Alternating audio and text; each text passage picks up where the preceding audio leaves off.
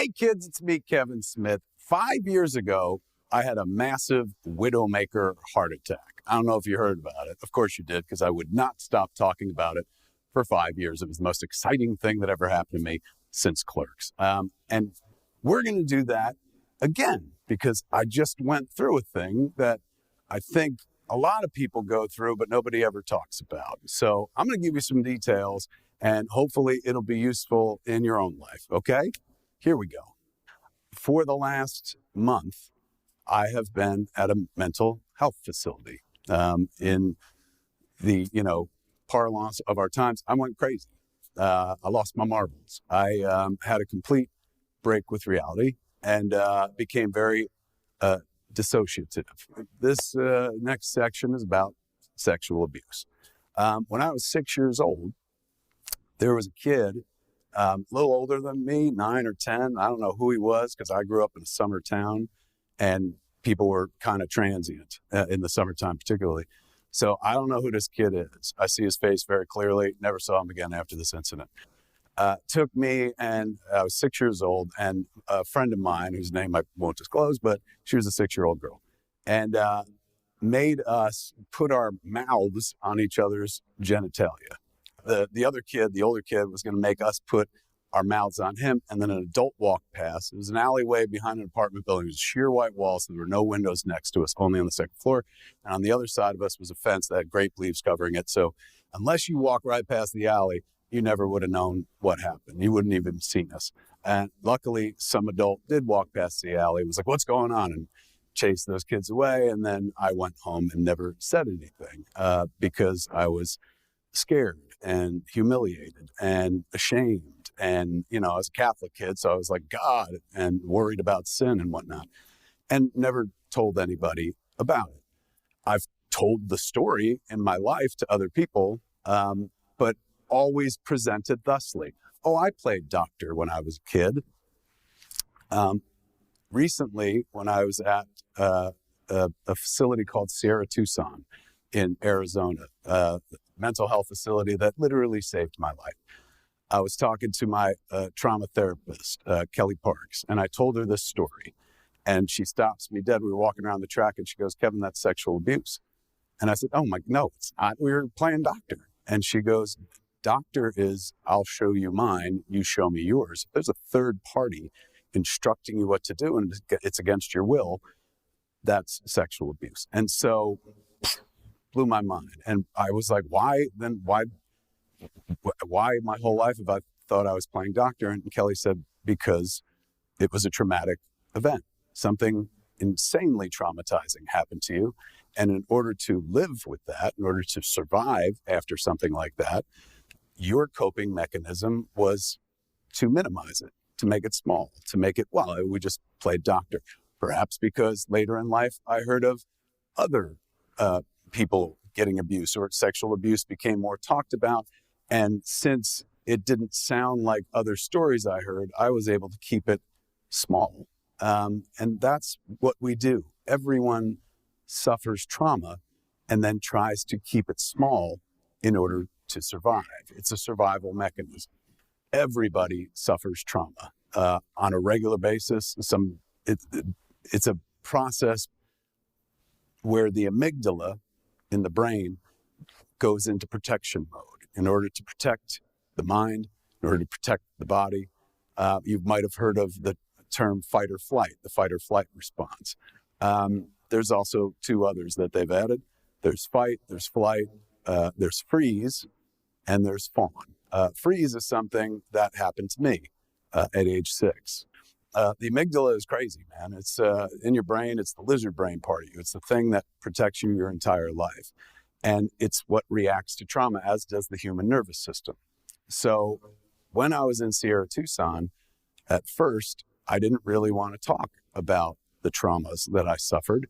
And I got to stop doing that, because they are traumas, because I felt they were small. I was in a facility where they also had veterans, members of a program called Red, White, and Blue, men and women who have been overseas, been in service and seen action, and suffer from PTSD and other afflictions. And when you sit in a room with somebody telling a story about being in battle and gunshots and things blowing up and friends dying, you tend to shrink yourself and not want to say what your trauma is because, well, mine's real small compared to that. Here's the news. The human nervous system doesn't recognize levels of trauma. It doesn't equivocate. The human nervous system doesn't go like, well, that's a little trauma, so that's okay. That's a big trauma, so we'll deal with that.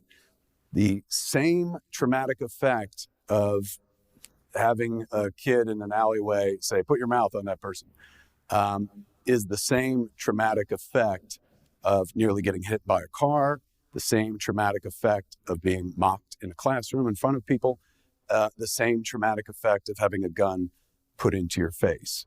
There are no levels when it comes to trauma. Trauma is trauma. So I know as people watch, they're like, well, that's small compared to like what other people have gone through.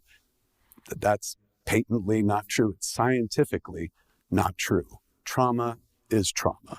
So case in point, when I was 9, my grandmother died, my father's mom, my grandfather died, my mom's dad. My father was in a massive car accident. He almost died. And my mom was in the hospital. And this was all in the span of like 4 months. As kids in the 70s, there wasn't a lot of, hey, be careful. They didn't treat children like Fabergé eggs. They treated kids like kids in the 70s, which is like, you can handle this. Growing up, I grew up in an era when if you cried, people would be like, I'll give you something to cry about. There wasn't a lot of nurturing and understanding and stuff. So when I'm 9, I'm in 4th grade, and my 4th grade teacher, who shall remain nameless, said something that shaped the rest of my life. In 4th grade, we stand up to do the Pledge of Allegiance in the morning. And after that, since it was a Catholic school, Our Lady of Perpetual Help, we also did the Morning Angelus, which is a prayer they do in church, Catholic church. And my teacher is walking around the room and comes to a stop right next to me. I'm standing and she's standing right here, and she's taller. Of course, I was little. And I felt her looking at me. Like I felt her eyes boring into me. And finally, before I sit down at my desk, I look up at my 4th grade teacher. And my 4th grade teacher, who was a woman in her 50s, looks down at me with the most abject disgust in her face and says, ugh, the gut on you, Mr. Smith. Saying that in front of a room full of your peers, someone who's, meant to be caring for you and somebody you respect, because that's the teacher, devastated a kid who didn't have the tools prepared for that. I'm sure there are people like, you think that's bad? I've been through worse. That's called playing Trauma Olympics. I'm sure people have been through horrible things, way more horrible than that. But the central nervous system reacts the exact same way in everybody. Trauma is trauma. Remember that. The next incident that happened very closely to that was we were all at the Long Branch water slide and going up and down and having a blast. It was the early summer. And 4th time up to the top of the water slide, there's a teenager who sits at the top and is like, stop, go, stop, go. So the people going down the slide don't pile up on each other. And the kid, random teenager, stops and goes, stop.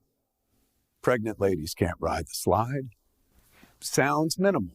And even now, I want to discount it. I want to bring it down. I want to be like, oh, that's not as bad as ... But again, trauma is trauma. Now, I'm going to take you from those 3 incidences, 1 at 6 and 2 at 9, into the present and show you how it shaped the rest of my life.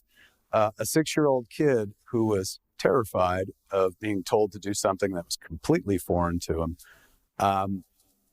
was directed to do something that disturbed his core values. Guess what that little kid grew up to be? A director. Because nobody's ever going to do that to me again. I'm going to be in charge for the rest of my life. Nobody's ever going to tell me to do something I don't want to do. The stuff that happened at 9 ties directly into the body dysmorphia I've had my entire life.